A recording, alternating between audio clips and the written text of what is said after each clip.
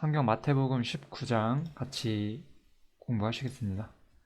마태복음 19장이 저는 개인적으로 무척 중요하다고 생각을 하는데, 이 마태복음 19장은 기존 구약신앙이라는 것이 있거든요. 우리가 좀 생각할 때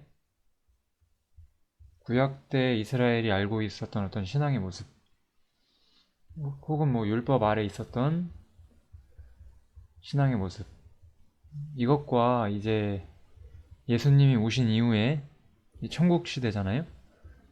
이 천국 시대 안에서 신앙의 모습은 어떻게 바뀌는지, 이런 것도 이제 분명히 보여주는 장 중 하나가 마태복음 19장이라서 저는 굉장히 중요하다고 생각을 합니다.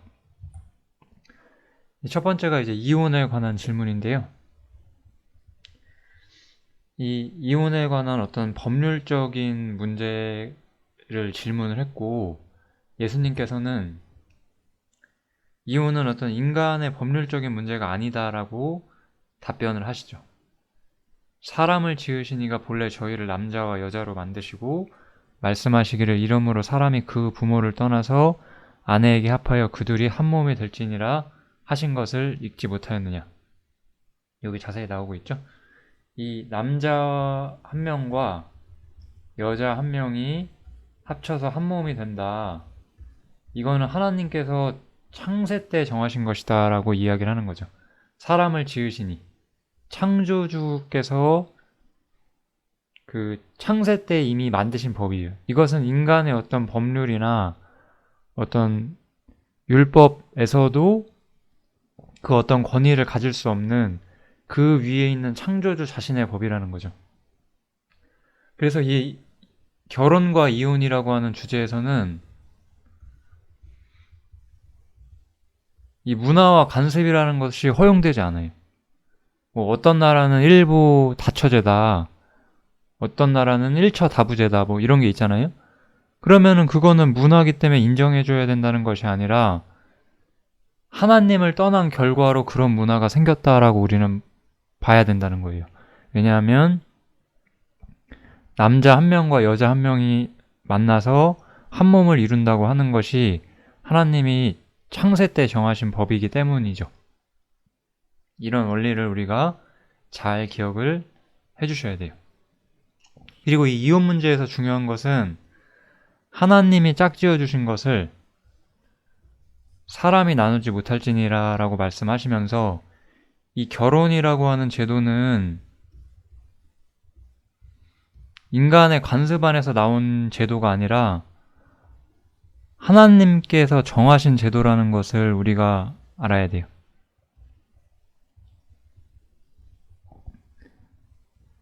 이 결혼이라고 하는 것은 하나님께서 정하신 신성한 제도라는 것을 우리 인간이, 이것 또한 사람이 떠났죠.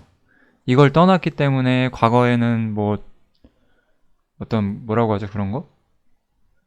그 정식 배우자 말고 다른 배우자를 둔다든지 이런 것들, 그런 것들이 문화적으로 허용돼 있었다는 거는 하나님을 떠났다는 증거가 되는 거예요. 그 문화권이 하나님을 떠났다는 증거가 되는 거죠. 근데 거의 모든 세계가 하다못해 기독교를 기반으로 하는 어떤 그 유럽의 중세 고대에도 이 1대1로만 결혼을 하지 않죠. 이런 것들은 어떤 하나님의 창조주의 메시지를 멸시하고 창조주를 거절한 그런 결과들로 나타나게 되는 거예요. 그렇다면 우리가 이제 이런 질문을 받을 수가 있거든요. 우리 믿음의 조상들 아브라함이나 야곱 같은 사람들이 여러 명의 부인이 있지 않냐? 그건 왜 그러냐? 물론 그들도 잘못한 게 맞아요. 그것이 그들이 잘했다는 뜻이 아니에요. 어쨌든 그런 문화가 이 세상에 존재했던 것 자체는 어떤 특정한 개인의 잘못이라기보다는 하나님을 떠난 결과로 생겨진 어떤 문화이자 간섭인 것이고, 이 믿음을 가진 사람들도 그런 부분에서 사실 온전히 행하지 못했다는 것을 좀 보여주죠. 원래 창세기는 아브라함, 이삭, 야곱, 요셉 같은 사람들이 완전하다는 걸 보여주는 것이 아니라 이렇게 부족한 존재를 통해서 하나님께서는 그들에게 은혜를 베푸신다는 것을 보여주기 위한 거기 때문에 그들의 어떤 실패와 불완전함이 전부 다 나타나고 있어요. 그런 것뿐이지 그게 허용된다는 것이 아니에요. 그래서 결혼이란 것은 하나님이 정하신 제도고 인간의 어떤 생각으로 깰 수가 없는 것이다. 우리가 이것을 좀 생각해 보면 좋을 것 같고, 그렇다면 우리 시대에 뭐 결혼이나 이혼이 굉장히 쉬운 일이 돼버렸잖아요. 이런 것들은 창조주를 떠났고 어떤 창조주의 질서 안에 살고 있지 않는 어떤 사람들의 문제가 되는 거죠. 이 결혼과 이혼 문제는 이들의 질문뿐만 아니라 현대 사람들이 결혼과 이혼을 어떻게 생각하는지 이런 부분들도 우리가 생각을 좀 해볼 수가 있죠. 이렇게 이혼이 허락되지 않는데, 그러니까 바리새인들이 또 이렇게 질문해요. 모세는 그럼 어째서 이혼 증서를 주고 이혼을 하라고 그렇게 말을 했는가? 이렇게 물어볼 때 예수님께서는 너희가 악하기 때문이다라고 이야기를 하는 거죠.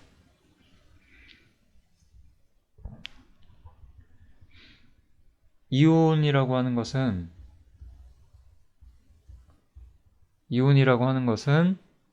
제가 좀 정리를 해드릴게요. 이 배우자가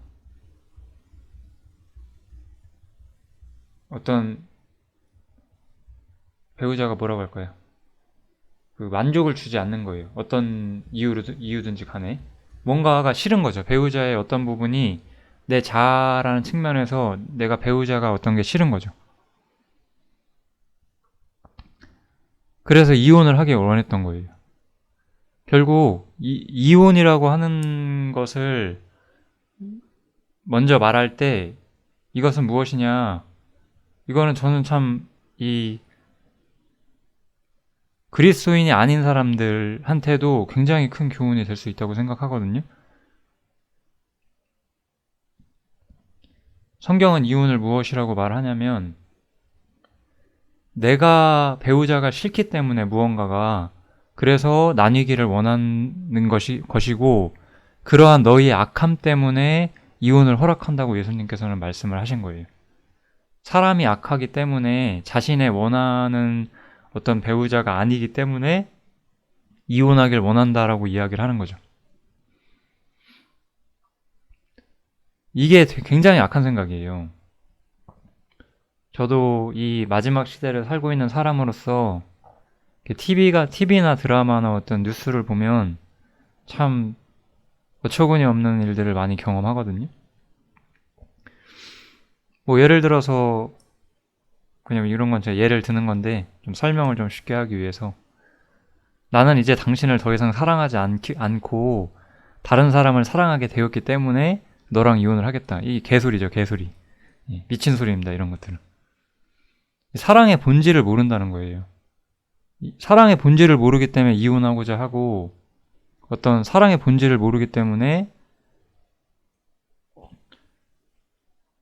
어떤 이 하나님의 결혼 제도를 정확히 이해하지 못하는 그런 일들이 발생을 하게 된다는 거죠.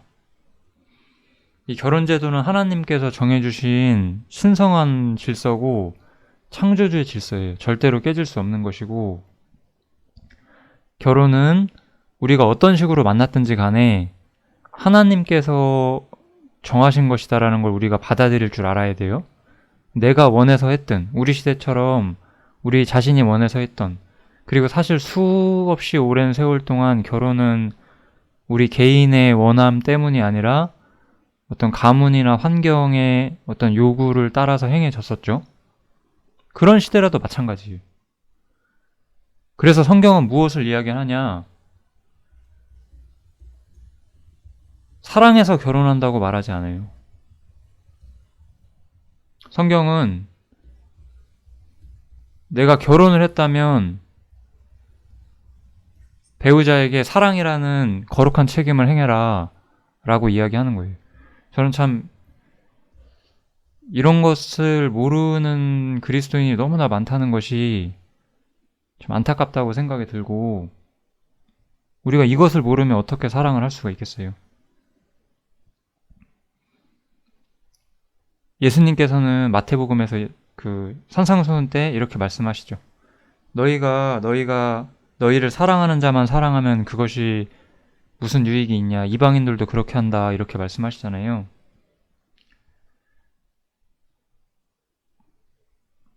부부관계에서 사랑이라고 하는 것은 하나님께서 정해주신 그 대상에 대해서 어떤 하나님께서 우리에게 보여주신 것처럼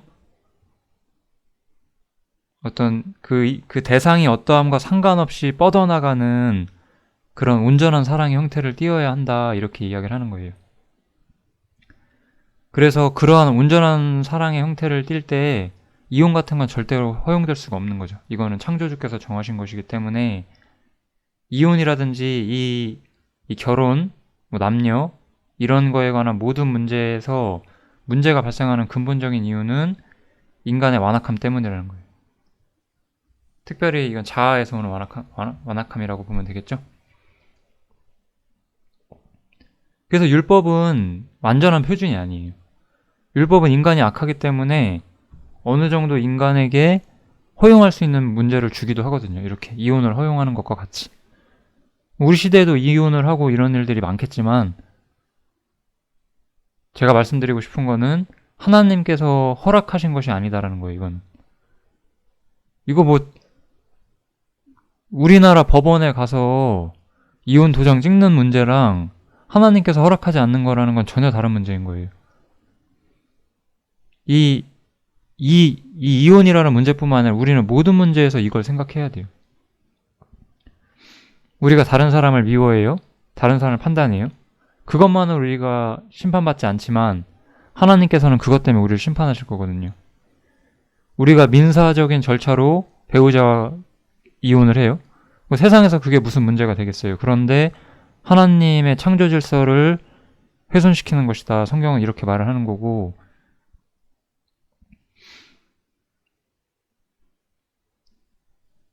사람은 하나님이 주신 배우자에게 어떤 거룩한 사랑의 책임을 계속해서 짊어져야 한다고 말을 하는 거예요. 젊은 시절 뭔가 자아와 육신의 어떤 홀려가지고 누군가를 사랑했다가 세월이 지나면서 그 사랑이 사라지고 육신의 미움만 남고 이런 것들이 결혼관계의 본질이 아니거든요. 어떤 식으로 우리가 만났던지에 상관없이 하나님께서 내게 주신 사랑을 바탕으로 배우자에게 나아가는 것이 그것이 성경에서 허락된 사랑의 본질이에요. 그래서 사랑은 주는 것이 받는 것보다 복이 있는 거예요. 사랑을 받으려고 하는 사람은 이 주님의 사랑을 절대 이해하지 못해요. 주님께서는 자신의 모든 것을 쏟아 부으셔서 우리를 사랑하셨거든요. 우리는 그래서 복음에 나타난 하나님의 사랑의 어떤 진수를 맛볼 줄 알아야 되고 그러한 방식으로 사랑하는 법을 배워야 돼요. 그래서 주는 것이 받는 것보다 복이 있다 하심을 기억하라고 바울 사도가 말했잖아요. 그런 부분도 좀 생각을 꼭 해보시면 너무나 좋을 것 같습니다. 아무튼 이 문제는 이 정도로 정리를 하면 될 것 같고요. 세상의 법이나 율법보다 하나님의 창조 질서가 훨씬 더 중요하고 이런 문제에서 인간의 자아가 완악함으로 작용할 수 있다는 것을 우리가 좀 정리를 할 수가 있을 것 같습니다. 이거는 약간 좀 별개적인 하나의 교훈이 나오는데요. 이혼이 허용되는 유일한 원인이 하나 있는데 그것은 음행이에요. 배우자를 배신하는 행위는 어떤 성경에서도 허용할 수 있는 유일한 이혼 사유가 된다. 예수님께서는 이렇게 말씀을 하셨고 그 외의 모든 이유는 너희의 자아 때문이고 사랑을 베풀지 않기 때문이다. 성경은 이렇게 말하죠. 신약 성경을 우리가 왜 읽을까요? 저는 왜 항상 형제님들에게 신약 성경을 읽으라고 할까요? 신약 성경은 항상 이렇게 말해요. 남편은 그리스도께서 교회를 위하여 자신을 주심같이 사랑하라고 그런 권면이 나오고, 아내는 교회가 그리스도에게 순종하듯 순종을 하라고, 이게 하나님이 정하신 남녀의 질서거든요. 이 남편과 아내가 1대1로 만나서 결혼 관계를 갖는 이것은 창세 때 이미 하나님이 계획하신 거고, 이것은 그리스도와 교회의 비밀을 말하기 위한 것이다. 이렇게 에베소서에서 설명을 해주잖아요. 이 남편과 아내의 관계는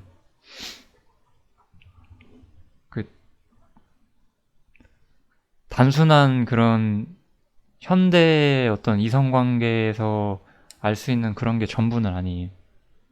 이것은 하나님의 말씀에 대한 순종과 하나님으로부터 흘러나오는 사랑이 우리에게는 필요한 거죠. 세상의 부부들이 어떻게 살든지 간에 그리스도인 부부들은 그렇게 사시면 안 돼요.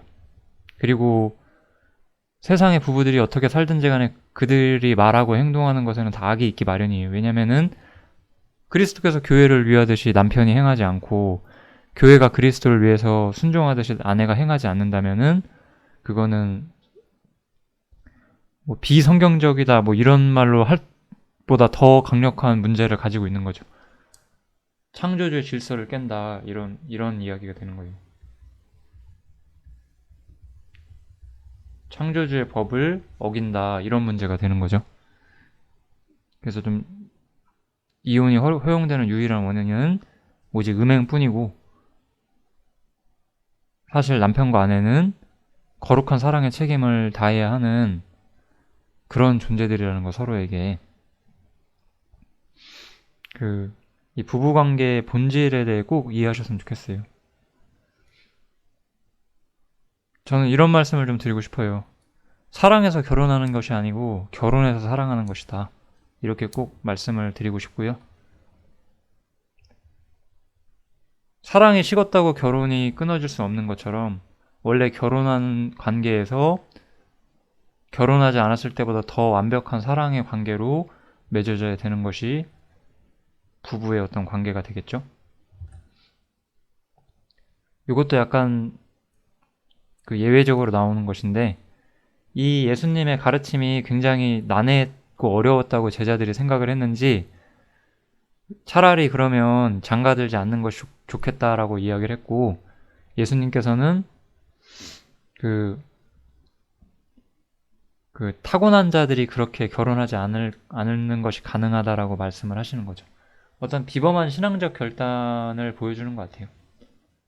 신앙적 결단은 항상 어떤 포기라는 것을 가지고 와요.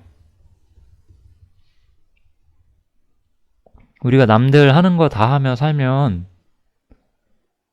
주님을 더 많이 섬길 수 없겠죠. 이거는 언제나 똑같습니다. 우리가 아주 비범하지 않을 수도 있고, 다른 부분에서 비범할 수 있고, 여러 가지 우리 개인의 모습들이 있거든요. 근데 중요한 건 항상 포기예요. 우리가 왜 포기해야 될까요?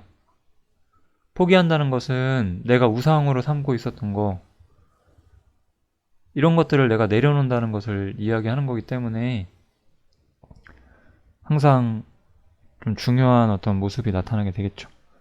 꼭 우상이 아니더라도 주님께 헌신하기 위해서, 주님을 나의 모든 것으로 삼기 위해서 내 삶에 그렇게 중요치 않은 것들을 내려놓는 것, 이런 것이 되게 중요한 어떤 결단의 모습으로 볼 수가 있겠죠.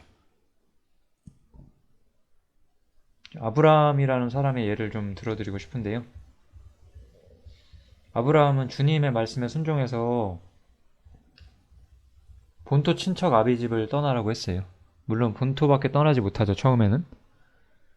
친척과 아비 집을 떠나지 못하고 아버지와 같이 오게 되는데, 어쨌든 아버지가 죽고 가나안 땅에 들어옴으로써 본토와 아비 집을 떠나게 되고요. 롯과 어떤 재산적인 분쟁이 생겼을 때 롯에게 양보를 하죠. 이건 어떤 재산적인 측면에서 어떤 롯에게 모든 것을 양보하는 모습을 볼 수가 있었어요. 그리고 나중에는 자신에게 가장 귀한 자식이었죠. 자식을 바치라고 하는 어떤 그러한 주님의 명령에도 순종하고 포기를 보여주죠. 이러한 것들이 어떤 아브라함의 신앙의 발전을 우리가 보여주는 거예요. 그래서 좀 신앙적 결단은 항상 포기, 그리고 자기 부인, 이런 것들이 따라온다는 것을 좀 생각하시면 좋을 것 같습니다. 그리고 이제 어린아이들을 금하지 말라고 다시 한번 말씀을 해주시는데, 이 세상은 쉽게 말해서 그러니까 높은 자들, 대접받아야 할 사람들을 대접해주고 낮은 자들은 멸시되는 게 세상의 어떤 본질적인 형태잖아요. 어떤 세상이어도 이게 바뀌진 않죠. 그런데 주님께서는 오히려 어린아이들, 우리 어린아이들이 어떤 사람들인지 18장에서도 많이 배웠잖아요. 낮은 자들이죠. 주님께서는 낮은 자들이 주님께 가까이 오는 것을 금하지 않으시거든요. 제자들은 여전히 이 부분을 잘 이해하지 못하고 있는 거예요. 이것은 세상, 그리고 이제 사실 유대교까지, 이스라엘까지도 어떤 낮은 자들이 높여지는 그런 것들을 상상하지 못했어요. 그런데 이제 천국이라는 게 들어오게 되고, 천국은 낮은 자들이 높아지게 되는 거죠. 이게 엄청난 변화거든요. 이거의 가장 큰 예가 지금도 많이 우리가 볼 수 있어요. 이 세상에서 높은 사람이 교회에서도 높은 사람이 돼요. 그건 뭐죠? 이 천국은 세상적 가치관으로 형성되지 않는다는 것을 모른다는 뜻이죠. 교회가 어떤 형태로 형성되는 것인지를 모른다는 거예요. 그런 교회들은 전부 잘못된 거예요. 혹은 겉으로는 야, 우리 저 높으신 저 선생님은 우리 교회에서는 겸손하게 청소하신다 이렇게 하면 그거는 겉만 겸손한 거죠. 가치관 자체의 변화가 있기 마련이라는 거예요. 천국은 기존에 우리가 살아왔던 것과는 전적으로 다른 가치관 안에 형성이 되어 있고, 사람이 진리의 말씀을 받아들이고 천국에 들어온다면은 이런 세상적 가치관을 벗어나서 온전한 가치관을 배우게 되죠. 이 제자들도 아직도 배우지 못했어요. 근데 이제 십자가를 통해서 이것들을 배우게 되는 거예요. 우리가 이것들을 배우기 위해서 십자가가 반드시 필요해요. 십자가는 인간이 자랑하는 것들을 다 부숴버리는 효과가 있거든요. 우리 인간이 자신을 자랑하고자 하는 모든 것들이 아무런 값어치가 없다는 것을 보여주는 게 십자가이기 때문에, 이 십자가를 배운 사람들은, 그러니까 십자가가 내 죄를 용서받아서 나 이제는 멸망하지 않는다, 이게 전부가 아닌 거예요. 이 십자가를 통해서 나에게 자랑할 것은 주님의 아무것도 없다는 것을 알았을 때 이 천국의 진정한 가치관이 무엇인지도 우리가 올바로 배울 수 있게 되죠. 이제 부자 청년의 질문이 나와요. 계속해서 이 유대교와 이 천국 간의 관계를 좀 더 선명하게 보여주는 질문이 나오고 있는 거예요. 이 사람은 선생님이여, 내가 무슨 일을 하여야 영생을 얻으리까? 라고 말하면서 자기가 무슨 선한 일을 해야 하는지를 물어봐요. 게다가 예수님을 선생님이라고 부름으로써 예수님을 잘 모르고 있다는 것도 우리가 좀 알 수가 있죠. 이 사람은 예수님이 어떤 분이신지를 정확히 몰랐고 그냥 하나님이 보내신 또 다른 선지자 중 하나 정도, 또 다른 랍비 중 하나 정도라고만 생각을 한 것 같아요. 그래서 이 사람은 무슨 선한 일을 하여야 영생을 얻을 수 있는가라고 예수님께 질문을 한 것이었고, 예수님은 어떤 보편적인 율법의 가르침을 다시 한번 알려주시거든요. 제가 그 말씀은 여기 써놓진 않았고, 그렇게 예수님이 답변을 해주시니까 이 사람이 이 모든 것은 내가 지켰사오니 이렇게 말해요. 이게 그러니까 우리가 미워하는 자마다 살인하는 자다 이런 말씀이 있잖아요. 이 청년이 그런 걸 몰랐다는 뜻이 아니에요. 주님께서는 이 청년이 이 율법이라는 가르침 안에서 나름대로 충성되이 살았다는 것을 인정을 하거든요. 주님은 이 청년이 가졌던 어떤 율법을 준수하는 부분에 대해서는 분명히 칭찬을 해주세요. 이걸 오해하시면 안 돼요. 이 사람이 바리새인이 아니에요. 이 사람은 바리새인이 아니었어요. 이 사람이 가진 문제는 그런 게 아니었어요. 그런데 그래서 내가 율법을 이렇게 열심히 지키고 있는데 아직도 무엇이 부족합니까? 이렇게 묻는 거예요. 이 부자 청년은 이 영생의 문제, 천국에 들어가는 문제에 있어서 진짜 중요한 것이 무엇인지를 모르고 있다는 거예요. 그리고 우리도 이것을 배워야 돼요. 예수님께서는 네가 온전하고자 할진대 가서 내 소유를 팔아 가난한 자들을 주라. 그리하면 하늘에서 보화가 내게 있으리라. 그리고 와서 나를 쫓으라 하시니 여기 나오죠? 네 소유를 팔아서 가난한 자들을 주고 그리고 나를 쫓으라라고 말을 해요. 주님께서는 이 사람한테 그 사람 마음속에 있는 그 가장 큰 것, 이 사람 마음속에 크게 자리 잡고 있는 어떤 자신의 어떤 자부심이 되는 것들, 이런 것들을 버리라고 말씀을 하시는 거예요. 이것이 율법과 가장 다른 점이에요. 율법은 아까 우리가 앞장에서 본 것처럼 하나님이 하라고 하신 것만 잘 하면 돼요. 하나님이 물론 직접 말씀하신 게 아니라 천사를 통해서 모세에게 전달해 주셨죠. 어쨌든 그 불완전한 형태의 어떤 사람은 어떻게 살아야 하는가, 이것에 대해서 하나님이 원하시는 만큼만 하면 돼요. 그러니까 적당히 선하게 살면 될 뿐이었어요. 그런데 정말 천국에 들어오고자 한다면 사람은 자신이 가진 모든 것들을 포기해야 돼요. 하나님이 원하시는 거는 우리가 적당히 선하게 사는 것이 아니거든요. 나의 마음을 사로잡고 있는 것, 내가 이 세상에서 귀하게 여기고 있는 것들을 버리고 자신의 어떤 자랑이 되는 것들을 버리고 주님을 쫓으라고 말씀을 하시는 거예요.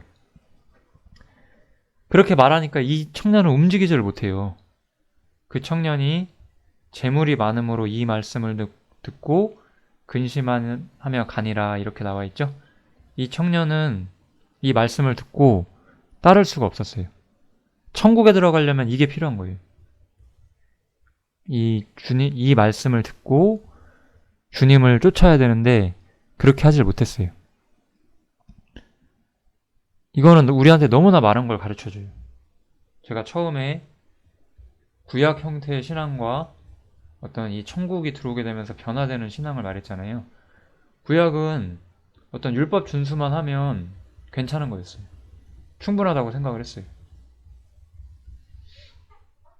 이 청년은 율법 준수를 잘하고 있었어요. 근데 천국은 그런 곳이 아니었어요. 천국에 들어가고자 한다면 내 자아, 나의 그런 어떤 자기 추구, 자아 실현, 이런 말 있잖아요. 이런 것들을 포기해야 돼요. 이런 것들은 이 신앙의 세계에서, 이 천국의 세계에서는 필요가 없는 거예요. 이것은 모든 사람에게 도전이 되는 거예요. 예를 들어 어떤 사람이 어떤 청년이나 혹은 청년보다 조금 어린 학생이라고 생각을 해볼게요. 그 사람이 어떤 특정 분야에서 막 이렇게 성공해서 큰 인물이 되고자 하는 꿈이 있었어요. 주님께서는 그 사람에게 너의 그런 꿈을 버리고 나를 너의 꿈으로 삼으라라고 말씀하신다는 거예요. 주님만이 모든 것이 되시는 세계, 그것이 바로 천국이에요. 그래서 우리 마음에 자부심이 되고 크게 되는 모든 것을 버려야 돼요. 물질이든 권력이든 부든, 좀 써볼까요? 뭐 여기서 이 사람이 요구받은 건 부였죠. 부 혹은 뭐 물질, 뭐 권력이나 명예, 어떤 직업이나 신분, 그 어떤 뭐 어떤 사회적인 관계, 뭐 인간관계, 그 다음에 뭐 그 무엇이든지요. 하다못해 뭐 가족, 친구, 연인, 뭐 또 이런 것도 있겠죠?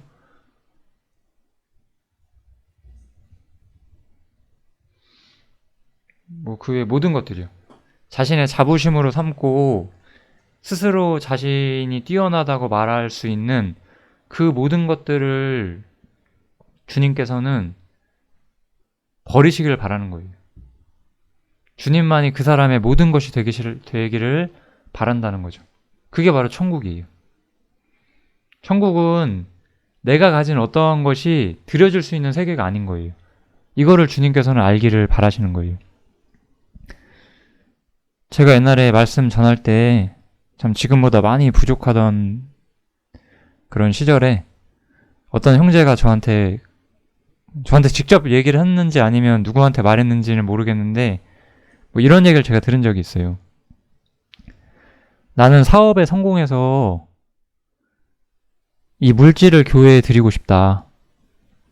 누가 그런 것을, 하나님 그런 거 원하시지 않으세요? 그 사람은 사업이 하고 싶었던 거죠. 뭐 우리가 때가 되면 먹고 살기 위해서 사업을 해야 될 수도 있어요. 중요한 건 그 사람의 마음을 하나님은 아신다는 거죠. 남들한테 어떻게 말하든. 여러분 자신의 마음은 지금 어디 있냐는 거예요. 나는 무엇을 위해서 살고 무엇을 하나님께 드리고자 하냐는 거예요. 그러기 위해서 내 마음속에 네가 가진 것들을 버리고 나를 쫓고자 하느냐, 이걸 주님께서는 물으신다는 거예요. 거기에 대해서 나는 대답할 준비가 되어 있냐, 이것을 하나님께서는 물어보신다는 거죠. 뭐 어떤 우리의 어떤 뭐라고 할까요? 지성이라고 해야 되나요? 뭐 이런 것들도 다 부질없어요. 이런 것들 다 부질없는 것들이에요. 내가 얼마나 많은 걸 가졌던, 내가 얼마나 똑똑한 사람이던, 내가 얼마나 훌륭한 외모나 어떤 외형적인 모습을 가지고 있던, 그게 다 무슨 소용이 있냐고요. 주님께서는 그런 것을 자랑하기 원치 않으세요. 주님께서는 우리가 주님만 자랑하길 원하신다는 거예요. 이게 우리가 성경에서 특별히 모든 것이 밝혀진 신약 성경에서, 그리고 신약의 빛으로 바라본 구약 성경에서 우리가 항상 볼 수 있는 하나님 원하시는 모든 것이에요. 주님이 우리의 모든 것이 될 수 있도록 우리의 자리를 주님께 내어드리는 것. 이것이 바로 예수님의 요구였고, 단순한 율법 준수로는 이것을 올바로 할 수가 없었어요. 그래서 여기서 이 청년과 예수님의 대화가 굉장히 중요해요. 이 천국에 들어가려면 주님께 자신의 마음을 드려야 되거든요. 이게 너무나 중요한 주제로 여기서 나오고 있어요. 율법이라고 하는 것은 이런 거예요. 예를 들어 여기 지금 물질과 부에 대한 이야기가 나왔으니까 네가 하나님 말씀만 잘 지키면 네 마음속에 그 부하고자 하는 그 감정 자체를 나는 그 묻지 않을 것이다 너한테. 그게 율법이거든요. 근데 이 천국 시대에는 그런 부분에 하나님의 어떤 터치가 있기 마련이, 이게 엄청나게 중요한 거죠.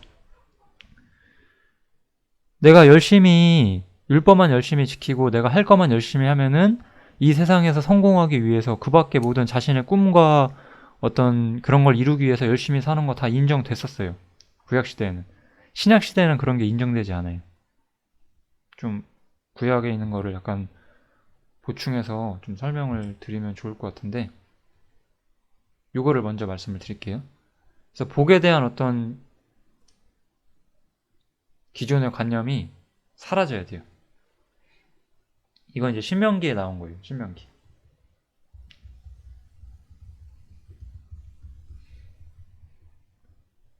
주님께서는 이때 지상적으로 이스라엘과 연결되어 있었기 때문에 네가 네 하나님 여호와의 말씀을 순종하면 이 모든 복이 내게 임하며 내게 미치리니, 그렇게 해서 뭐 여기 보면은 뭐 소생과 육축의 새끼와 토지의 소산으로 많게 하시며, 그러니까 이 구약 시대 때는 순종과 어떤 물질적인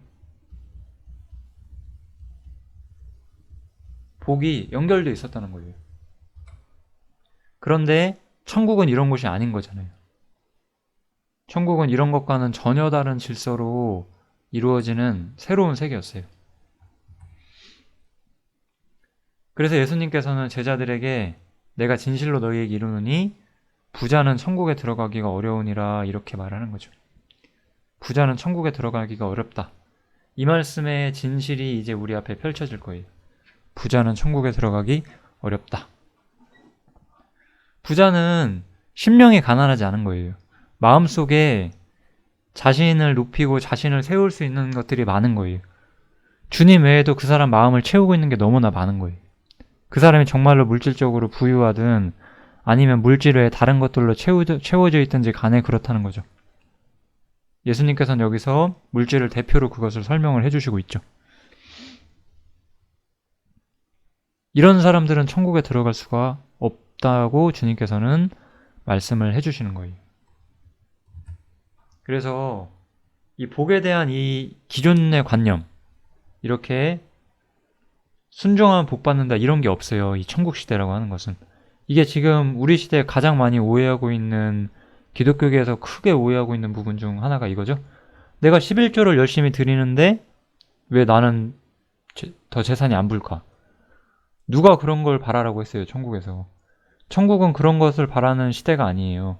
천국은 주님을 자신의 모든 것으로 삼고 이 세상에서의 어떤 복을 마땅히 포기하고 하나님을 추구해야 되는 시대가 찾아왔어요. 근데 현대 기독교는 얼마나 그렇게 살지 않고 있나요? 천국에 들어오지도 않았고 천국이 뭔지도 모르는 사람들로 가득 차 있기 때문에 이러한 형태의 기독교 시스템이 지금 생겨져 있는 거죠. 이 마태복음 19장이 굉장히 중요해요. 여러 가지 측면에서. 되게 여러 부분을 좀 깊이 우리가 생각을 해보시면 너무나 좋을 것 같습니다. 제자들이 이걸 듣고 놀라서 그런즉 누가 구원을 얻을 수 있으리까 이렇게 예수님께 물었고, 예수님께서는 사람으로는 할 수 없으나 하나님으로선 다 할 수 있느니라 라고 말씀을 하시죠. 이 말씀의 뜻은 천국에 들어가는 문제는 사람과는 전혀 상관이 없다는 거예요. 천국에 들어오는 문제는 사람이 선하냐, 사람이 얼마나 율법을 잘 준수했냐, 혹은 그 사람이 얼마나 뛰어난 인간이냐, 이런 거 아무런 소용이 없다는 거예요. 들어올 때도 그랬으면 들어와서도 그런 게 쓸모가 없어요. 오직 주님만이 사람을 진정 천국으로, 몰래 들어온 자가 아니라면은 주님께서만 사람을 천국에 들여보내실 수가 있고, 지금 이제 계속 이해하고 계시죠? 지금 제가 말하는 천국은 죽어서 가는 천국이 아니에요. 이 하나님을 섬기는 보이지 않는 지상 시스템, 이게 천국이잖아요. 그래서 그 안에 진실로 들어오는 사람들, 진짜로 거듭나는 사람들은 자신의 어떤 무언가를 가지고 들어올 수 없고 자신의 자원을 거기서 자신을 높이는 데 쓸 수도 없는 그런 세계라는 거예요. 하나님의 나라는, 이 천국은 이 지상 시스템과는 전혀 다른 곳이에요. 우리는 그것을 반드시 이해를 해줘야 돼요. 그래서 들어올 때도 사람의 어떤 것으로 여기에 들어올 수가 없죠. 아까 그 부자 청년이 열심히 율법을 준수해 왔지만 그런 것만으로 들어올 수 있는 곳은 아니었어요. 자신이 아무것도 아님을 시인하고 주님께서 나를 거기로 불러주시기를 바라는 것 외에는 다른 방법이 없고, 우리가 그런 마음이 되었다라는 것은 사실 이미 주님을 위해서 우리는 무언가 더 많은 것들을 포기할 수 있는 마음의 준비를 어느 정도 했다는 뜻이 될 거예요. 물론 거듭난 이후에도 그런 것들이 계속해서 필요하고 교훈을 받을 필요가 있어요. 여기 제자들은 이미 사실 거듭나 있었는데도 이런 부분에 있어서 어떤 오해라는 게 있기 마련이거든요, 사람은. 좀 그림을 좀 그려볼게요. 이 율법 중심적인 신앙 시스템이 있고 우리가 이 천국이라고 하는 데 있는 새로운 어떤 신앙 형태가 있잖아요. 그런데 사람이 거듭났어요. 예를 들어 어떤 사람이 거듭나 있는데 이 거듭난 사람에게는 사실 두 가지 본성이 있죠. 어떤 새 사람이 있고 옛 사람이 있어요. 이 옛사람, 이 육신이라는 것이 여전히 우리에게 있기 때문에 이게 여전히 의미가 있다고 착각을 하게 되는 거예요. 그래서 우리는 옛사람을 죽여야 돼요. 옛사람이 죽었다는 것을 받아들여야 돼요. 이것은 이제 바울 사도의 죽음과 부활에 대한 그 교훈이 우리 앞에 펼쳐지면서 더욱더 선명하게 우리에게 드러나게 되죠. 옛사람은 하나님 앞에서 아무것도 자랑할 수가 없어요. 그래서 그 사람의 선함, 의로움, 능력, 가진 게 많은 거, 뛰어난 외모를 가졌다든지 그 무엇이든 자기를 자랑할 수 있는 모든 것들은 다 여기 있어요. 여기서 함께 다 무너지게 되는 거예요. 왜냐하면 십자가는 인간의 모든 것들을 다 부정하는 거거든요. 그게 십자가의 진짜 본질이에요. 그래서 바울 사도는 자신이 항상 십자가를 자랑할 수 있다고 말했고 그거는 자신에게 더 이상 자랑할 것이 없다라는 말과 똑같은 거예요. 이 십자가를 주님께서는 가르치고 계신 거예요, 지금. 십자가를 배우셔야 돼요. 그게 마태복음 19장에서 우리가 꼭 알아야 되는 주제예요. 주님께서는 이렇게 우리가 많은 것을 포기하고 주를 쫓았기 때문에 우리가 무엇을 얻을 수 있느냐 이렇게 베드로가 질문을 하는데 이거에 대해서 주님께서는 반드시 보상이 있을 것이다 라고 이야기를 해주는 거죠. 또 하나의 어떤 천국과 율법 시대의 어떤 가장 큰 차이점이 나오게 되는데 아까 보셨던 거 기억하시죠? 아까 율법에서는 아까 신명기 제가 말씀드렸던 데 보면 율법은 순종을 하게 되면 바로 지상적인 복이 오잖아요. 이게 진짜 너무 중요한 거예요. 천국은 순종하면 지상적 복이 아니라 나중에 그 주님이 재림하셨을 때 모든 것이 올바로 돌아간 후에 그때 영원한 복이 우리를 기다리고 있다. 이게 천국에 대한 주님의 가르침이죠. 그래서 베드로는 주님께서 무언가를 포기하고 자신을 따르라는 것을 베드로는 알아들었고 그래서 우리가 이렇게 모든 것을 버리고 주를 쫓게 되면 우리는 무엇을 얻을 수 있습니까? 라고 물어봐요. 어떤 점에서 우리는 상을 바라지 말고 해야 하는 사람들이지만 그래도 상이 있다는 건 항상 우리를 격려해주고 더 우리가 힘있게 살 수 있게끔 해주거든요. 이런 질문이 꼭 나쁜 건 아니에요. 그때 예수님은 그래서 어떤 이들에게 소망과 희망을 주는 답변을 해주세요. 세상이 새롭게 돼요. 주님이 재림하셔서 모든 것들이 올바로 돌아가게 되고 예수님께서 영광의 보좌에 앉을 때 너희도 12보좌에 앉아 이스라엘 12지파를 심판하리라. 이들이 어떤 지상에서 하나님의 어떤 커다란 복을 받는 위치로 이들이 올라가게 될 것이다 라고 이야기를 하는 거고 우리는 이들과는 달리 교회에 속해 있고 우리는 교회에서 영원한 복을 쌓게 될 사람들인 거죠. 신앙생활을 좀 이렇게 생각을 해보세요. 저는 예전부터 이게 되게 단순했는데 생각보다 이게 잘 안 되거든요. 제가 지금까지 이렇게 살 수 있었던 이유도 이 부분이 참 너무나 선명했기 때문이었던 것 같아요. 이 영원한 것을 우리가 얻기를 추구해야 돼요. 영원한 것. 그걸 위해서 영원하지 않은 것들 있잖아요. 이 영원하지 않은 것들에 집착하지 마시라는 거예요. 이 영원하지 않은 것들을 얻으려고 노력하다가 영원한 것에서 손해를 보지 마시라는 거예요.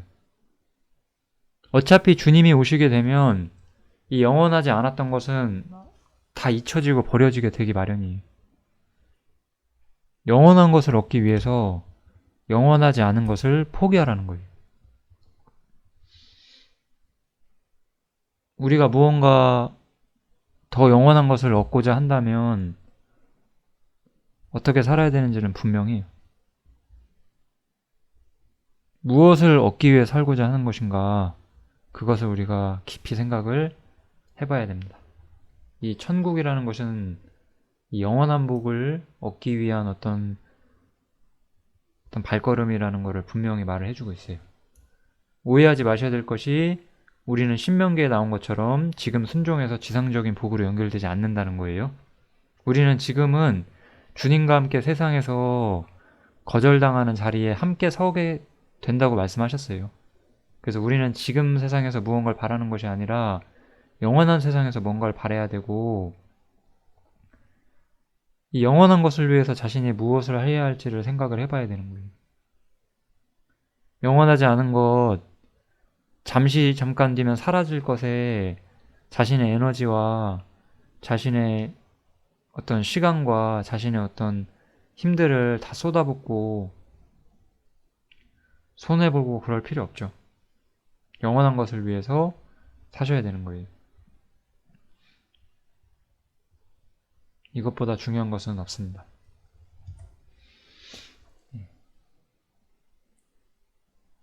그래서 마지막에 또 이 말씀이 더해지죠. 여기서도 또 내 이름을 위하여 집이나 형제나 자매나 부모나 자식이나 전토를 벌인 자마다, 참 모든 걸 버리는 사람이에요. 여러 배를 받고 또 영생을 상속할 것이다. 이렇게 세상과 천국은 그 전혀 다른 시스템 안에 있고, 우리는 이 세상에서 무언가를 포기함으로써, 영원하지 않은 것에서 포기함으로써 영원한 것을 얻기 위해 사는 사람들이에요. 그리고 그래서 마지막에 이 말씀이 주어지게 되죠. 먼저 된 자로서 나중되고 나중된 자로서 먼저 될 죄가 많으니라. 이 말씀을 교회에서 되게 이렇게 많이 써요. 나중에 구원받은 사람이 열심히 하면 더 먼저 된 사람이 된다. 그러니까 더 뛰어난 사람이 된다. 근데 제가 보기에 이 문맥에서 그렇게 해석하는 거는 좀 애매하다는 생각이 들고요. 이거죠. 천국은 지금 세상과는 다른 방식으로 사람들의 위치가 정해지죠. 지금 먼저 된 자, 지금 높은 자들은 낮아지게 될 거예요. 그리고 지금 낮은 자들이 높아지게 될 거라는 거죠. 그러니까 지금은 낮은 자리에 사시려고 해야 돼요, 우리는. 그게 진짜 중요해요.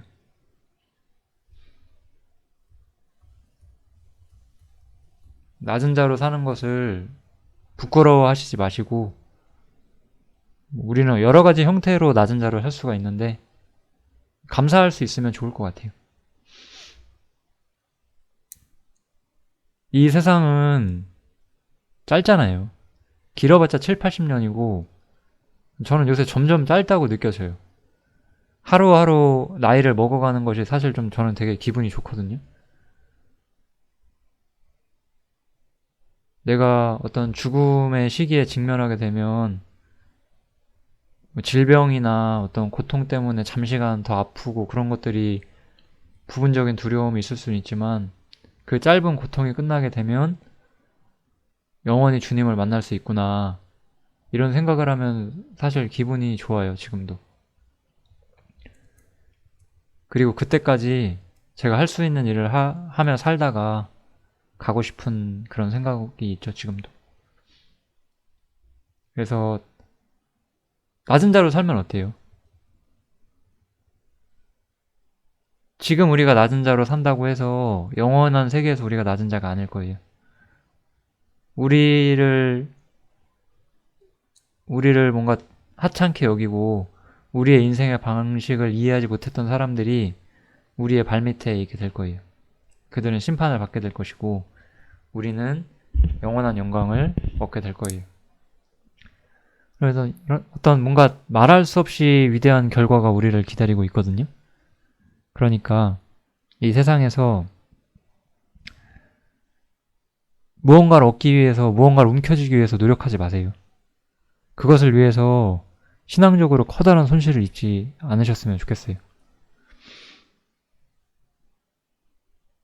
주님께서는 공의로우신 분이거든요. 주님께서는 우리가 지상에서 무언가를 사로잡고자 할 때 어쩌면 그것을 허락해 주실 수도 있지만 그만큼 영원의 문제에서는 잡지 못하게 되는 게 맞는 거예요. 주님께서는 공의로우시니까. 주님께서는 공의롭기 때문에 더 완전한 사랑을 보여줄 수 있는 거죠. 이렇게 세상과 천국이 어떻게 다른지를 분명하게 보여주는 것이 마태복음 19장이라서 너무나 중요한 성경입니다. 좀 정리를 잘 해보세요. 단순히 율법을 준수하는 것이 단순히 어떤 도덕적, 윤리적 혹은 율법적으로 올바르게 사는 것이 그리스도인의 전부가 아니에요. 그리스도인들은 주님이 아닌 것들, 영원하지 않은 것들을 버리고 영원한 것을 추구하는 사람들이에요. 여기까지 오셔야 우리의 신앙적인 어떤 모호함이 선명해지는 거예요. 많은 사람들은 그런 것보다는 올바르게 살되 나도 내가 갖고 싶은 거 가지며 살고 싶다라고 말해요. 그렇게 사시면 결국은 구약성도 수준밖에 안 되는 거예요. 신약시대는 그런 것 이상을 주님께서 우리에게 요구하고 계세요. 꼭 이러한 메시지, 이러한 진리를 우리 마음속에 받아들이시고 영원한 복을 위해서 사시기를 기도하며 마치겠습니다. 감사합니다.